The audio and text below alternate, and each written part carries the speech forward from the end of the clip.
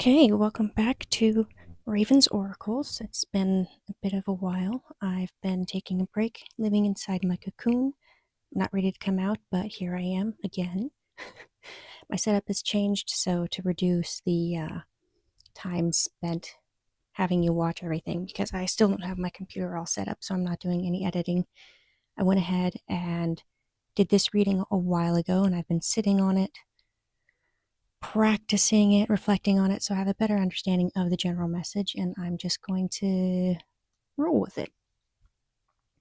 So this is from the Crystal Allies Oracle deck. That's from literally 1997. This was given to me by my mentor.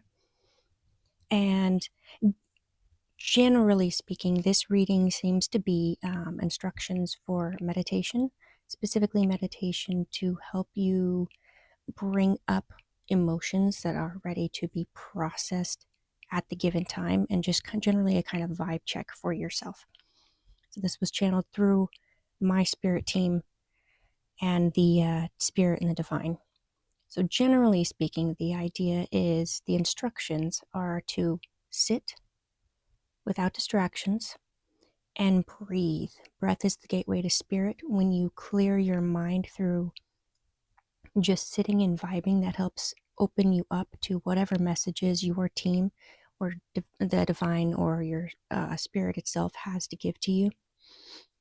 And then we've got lucid pathways from the Seeds of Stardust Oracle.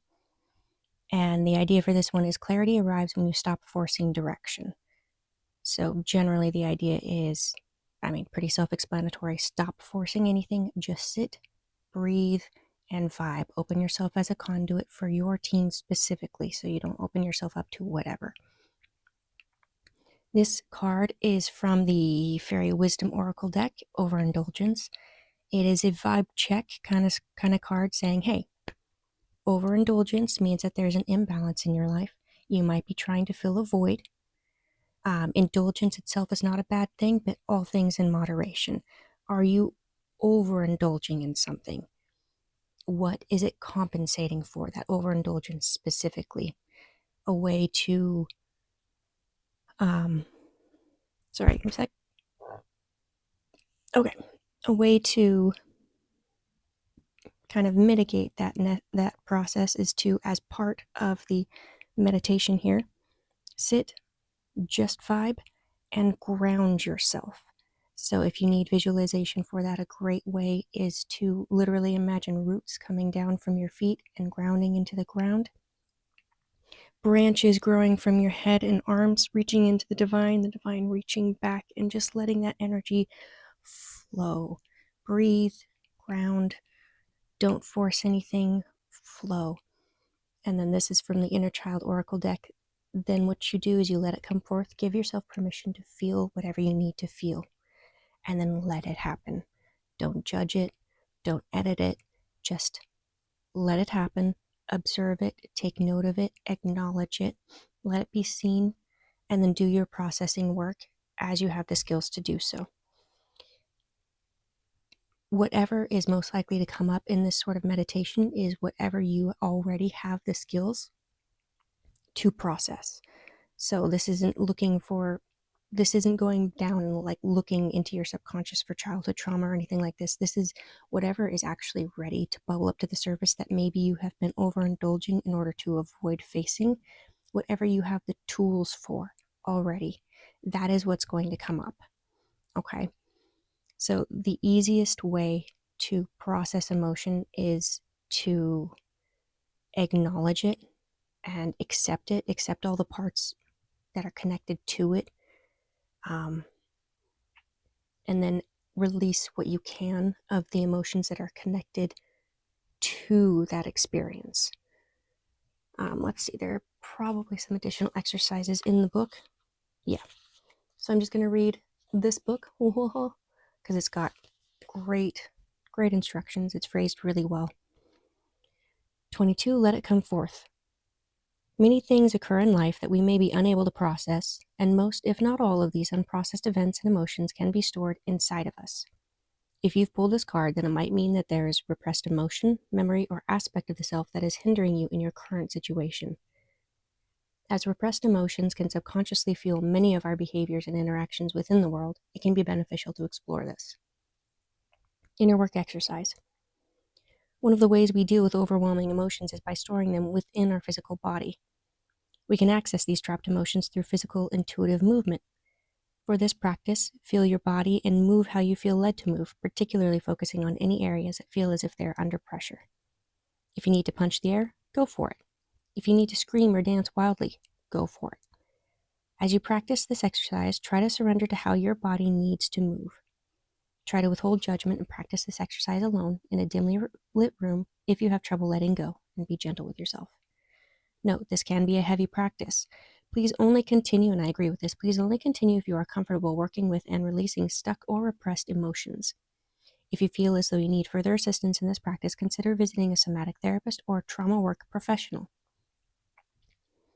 Responsive journaling prompt. Ask yourself if there is anything that needs to be spoken aloud and released. Write down what comes forth, observing it without judgment, and proceed to speak aloud what needs to be spoken. And I'm going to follow that up with just a few things. A lot of trauma tends to be stored in like the hips, neck, and shoulders. So make sure if you are called to move, get those things moving. And you can literally just sit, wiggle. You can wiggle while you're sitting. And that oftentimes brings up emotion for me. Whenever I do this, I tend to cry a lot. So be prepared. Have some water, have some tissues. Write down and journal whatever comes to you. Journaling can help bring more from the subconscious to your conscious awareness. It can help you break down complicated topics so that you're not overwhelmed by them, but really just let yourself feel it. Know that you are safe to do so.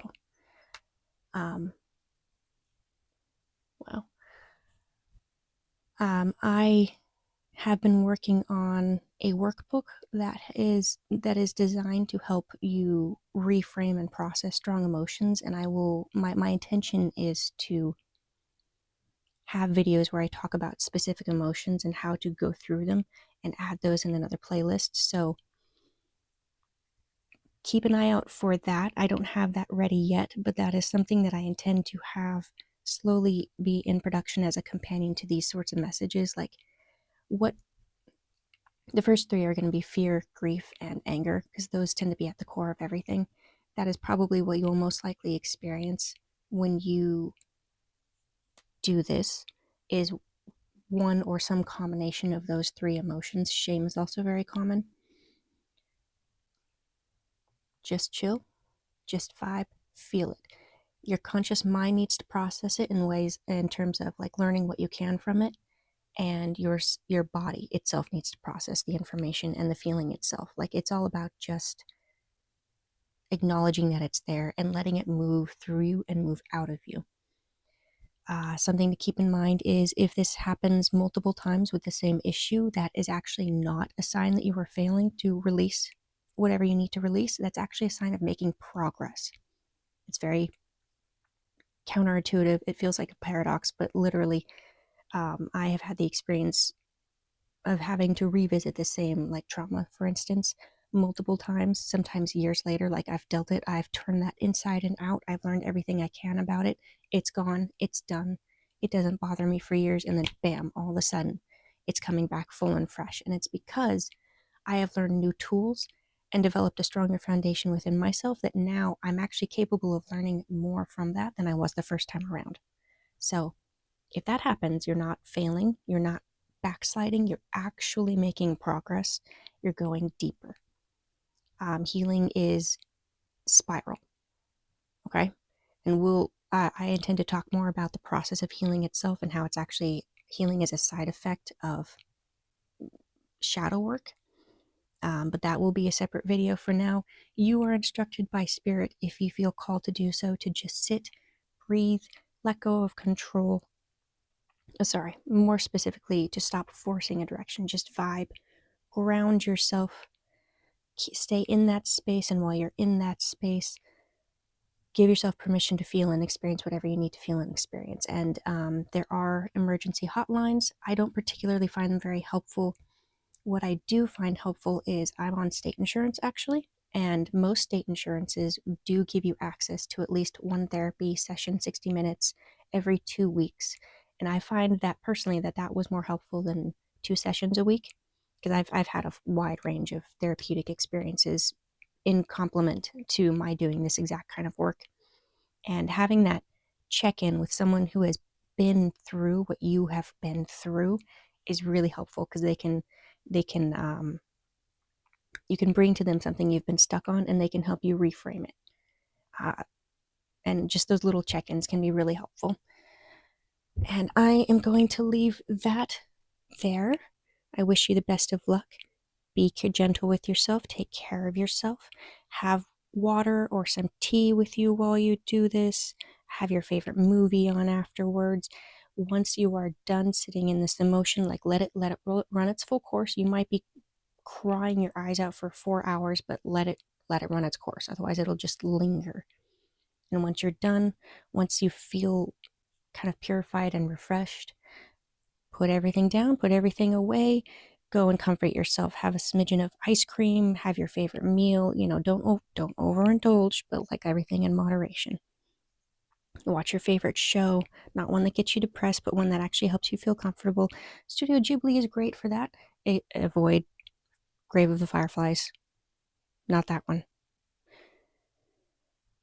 Take good care of yourself. I love you. Good luck.